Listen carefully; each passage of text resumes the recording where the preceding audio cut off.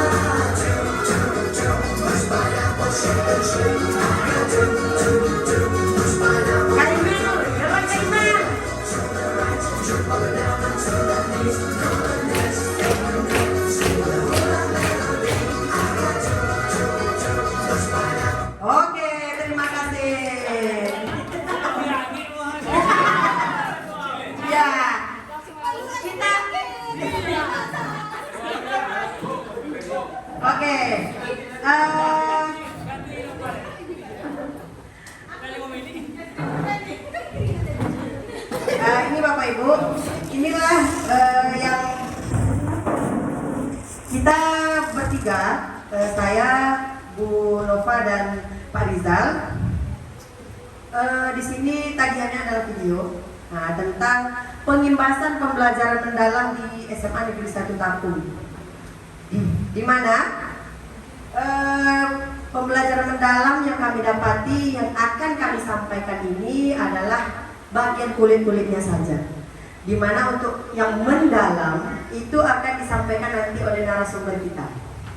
Jadi begini, kita mulai dari pola pikir bertumbuh atau grow mindset. Tadi sudah disampaikan oleh Bu Anissa ya, itu grow mindset pada anak atau pada siswa. Kita harus menumbuhkan pola pikir yang bertumbuh dari anak didik kita atau siswa kita. Nah, siapa yang kenal dengan Bapak ini? Mukti, betul. Itu Profesor Abdul Mukti. Dia adalah Menteri Pendidikan Dasar dan Menengah Republik Indonesia. Kata Bapak Prof. Abdul Mukti, kalau orang berpikir dengan grow mindset, maka dia yakin masalah yang hanya sedikit itu jalan keluarnya banyak. Karena itu jangan menyerah, jangan putus asa. Yakinlah ada jalan keluarnya. Jadi apapun masalah kita Bapak Ibu, apapun masalah kita pasti ada solusinya. Nah, pasti ada solusinya. Nah, itu di mana muncul kata-kata dari Prof. Abdul Mukti ini adalah dari sini. Hasil survei dari Mindset PISA di tahun 2018 membuktikan bahwa Indonesia termasuk satu dari 6 negara yang memiliki persentase murid yang grow mindset-nya itu di bawah 40%. Atau dia 29%. Nomor 3 dari bawah. Bayangkan Bapak Ibu, anak kita berdasarkan survei membuktikan kita itu nomor 3 dari bawah tentang grow mindset kita. Kemampuan kita, kemampuan atau kompetensi kita itu hanya 29%. Nomor 3 dari bawah, bukan dari atas tapi dari bawah. Nah, apa sih hubungan grow mindset dengan hasil akademik? Itu sangat banyak korelasinya. Banyak korelasi positif antara jumlah murid yang grow mindset dengan hasil akademik dari suatu negara. Grow mindset ini atau pola pikir ini dia akan mempengaruhi apa? Pertumbuhan ekonomi, pendidikan, dan kemajuan negara itu. Jadi kalau kita masih nomor 3 dari bawah, sudah pasti tentunya kita itu negara bobrok. Nah, seperti itu. Jadi untuk itu perlulah kita membina atau memupuk grow mindset. Apa itu grow mindset? Nah, grow mindset atau pola pikir bertumbuh. Kita kan suka bahasa Inggris ya, tapi nggak tahu bahasa Indonesianya. Nah, grow mindset itu sama dengan pola pikir bertumbuh. Nah, di mana cara berpikir di mana seorang meyakini bahwa kemampuan, kecerdasan, dan bakat dapat berkembang melalui usaha, belajar, latihan, dan pengalaman, bukan sesuatu yang tetap atau bawaan sejak lahir. Jadi apa yang kita lakukan ini, kepintaran, kecerdasan yang kita miliki itu bukan bawaan lahir. Nah, kebalikannya, ada pola pikir bertumbuh, tentu ada pola pikir tetap. Kalau pola pikir tetap ini percaya bahwa kemampuan dasarnya adalah hal yang tetap dan tidak bisa diubah. Nah, seperti yang dikatakan Bu Anissa tadi, bahwa kalau mempunyai kecerdasan atau punya minat bakat, itu kalau kita meyakini bahwa itu bawaan aku dari bayi, dari lahir aku sudah pintar main bola. Nah, itu berarti minat dan bakat itu di bola. Jadi kalau di matematika atau di seni saya nggak minat, saya nggak bisa, itu termasuk pola pikir tetap. Tapi kalau kita bilang bisa, saya akan belajar. Nah, itu kita termasuk dari pola pikir bertumbuh. Lanjutkan. Nah, apa tujuannya? Tujuannya adalah melihat tantangan sebagai kesempatan untuk belajar. Kemudian tidak mudah menyerah ketika mengalami kegagalan karena dianggap sebagai proses menuju keberhasilan. Nah, kemudian percaya bahwa usaha, strategi, dan ketekunan lebih penting daripada bakat semata. Terbuka menerima kritik dan masukan untuk perbaikan diri. Nah, ini yang agak susah kita. Kita termasuk yang mana? Nah, yang ini harus kita tumbuhkan. Doa. Oh, seharusnya kamu mengajarnya seperti ini, kata supervisor. Seharusnya seperti ini. Nanti yang diobservasi nanti, aku udah selesai gini Bu, nggak mau dikasih masukan, nggak menerima kritikan. Berarti kita itu masih termasuk orang-orang yang pola pikirnya tetap atau jadul. Kayak yang terakhir, menghargai proses belajar bukan hasil akhir. Nah, yang kita nilai, sering kita nilai adalah hasilnya, produknya, bukan prosesnya. Nah, oleh karena itu marilah kita ke depannya. Contoh, di pembelajaran olahraga misalnya, anak misalnya tujuan pembelajarannya anak bisa melakukan servis atau melakukan smash, tapi ternyata setelah dilakukan dia nggak bisa. Oh, nilainya remedial karena nggak bisa. Belum tentu. Mungkin dia seperti tadi kata Bu Nisa, dia anak. Nah, apa perbandingan pola pikir bertumbuh dan pola pikir tetap? Nah, pertama, pandangan tentang kemampuan. Nah, kalau kita punya pola pikir bertumbuh, kita bilang kemampuan itu bisa dilatih dan berkembang melalui usaha dan belajar. Tapi kalau kita punya pola pikir yang tetap, kita akan bilang kemampuan dianggap bawaan lahir dan tidak bisa diubah. Nah, kemudian yang kedua, sikap dan tantangan.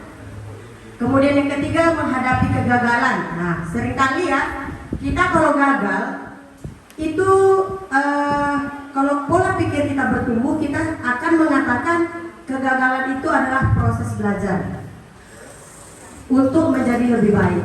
Tapi kalau kita punya pola pikir tetap, artinya kegagalan itu kita anggap ketidakmampuan. Contoh, anak remedial, kamu bodoh, kamu nggak bisa, kamu.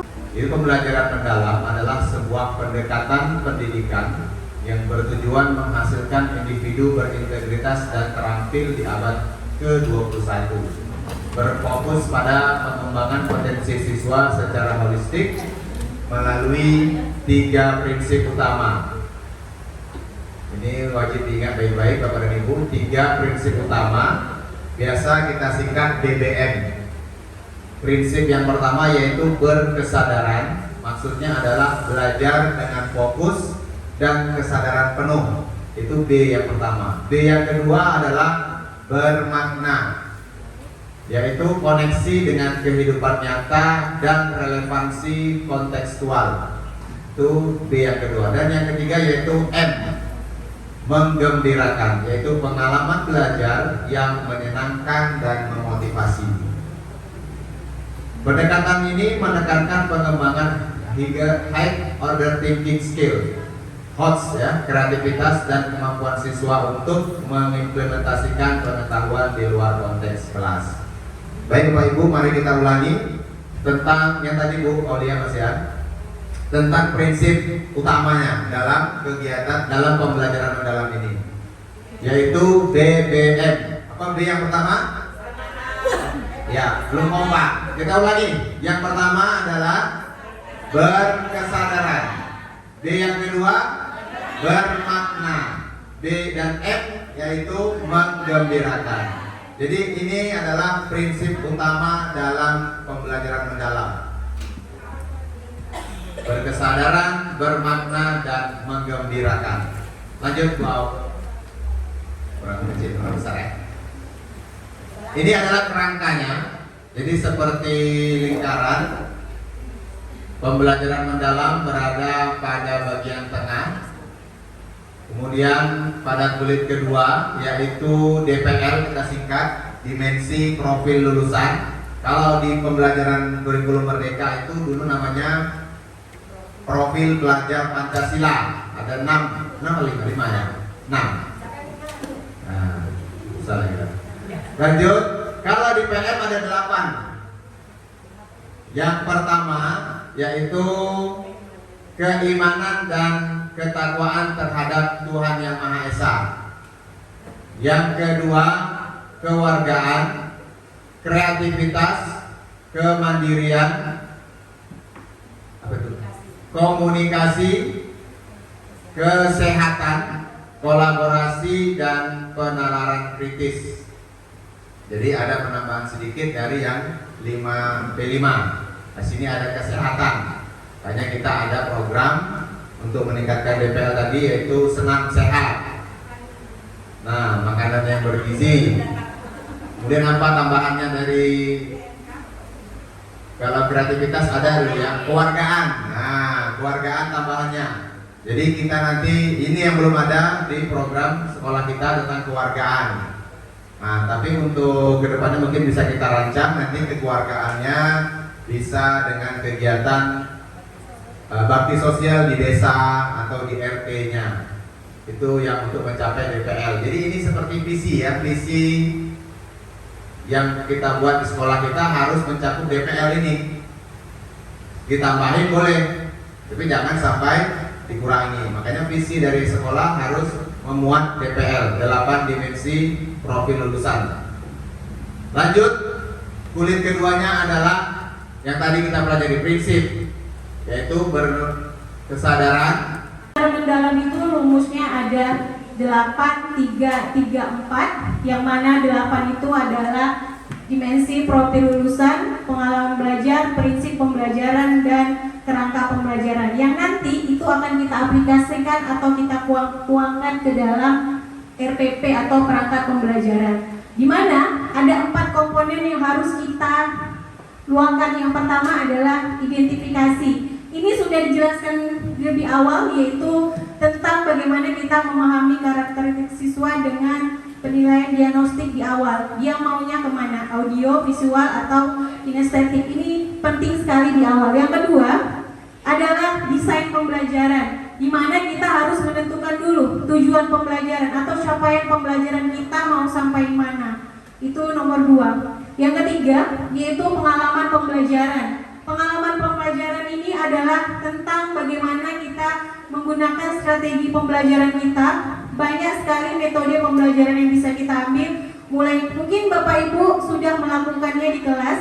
Ada PBL, PGBL, mungkin Jigsaw dan lain-lain. Bahkan banyak sekali sudah saya dapati teman-teman yang sudah melakukan supervisi oleh kepala sekolah sudah menggunakan metode pembelajaran yang inovatif di kelas. Jadi mungkin sudah tidak heran lagi. Yang terakhir adalah asesmen.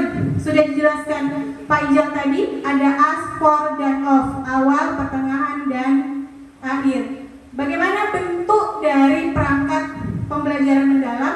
Boleh kita lihat, boleh Bu Au? Sedikit lagi Pak.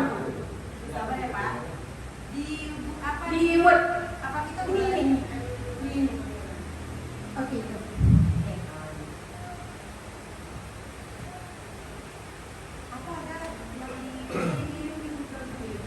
Tadi sudah ada yang dikirim di Google Drive teman-teman, yang di New itu adalah contoh dari Kemendikbud ya. Jadi itu contoh, tapi kita tidak boleh terpaku, kita bisa ubah sesuai tadi, tidak PPT tapi PBB.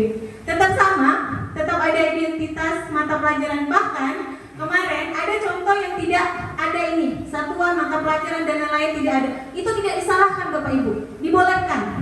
Jadi begitu fleksibelnya, jadi tidak mesti ada satuan pendidikannya, itu tidak apa. Kalau mungkin dulu identitas adalah awal wajib kan. Kalau sekarang di IPM itu kita tidak ada identitas pun tidak apa-apa. Tapi alangkah bagusnya kalau kita ada yang namanya identitas atau jati diri sekolah, mata pelajaran apa, jadi biar lebih jelas.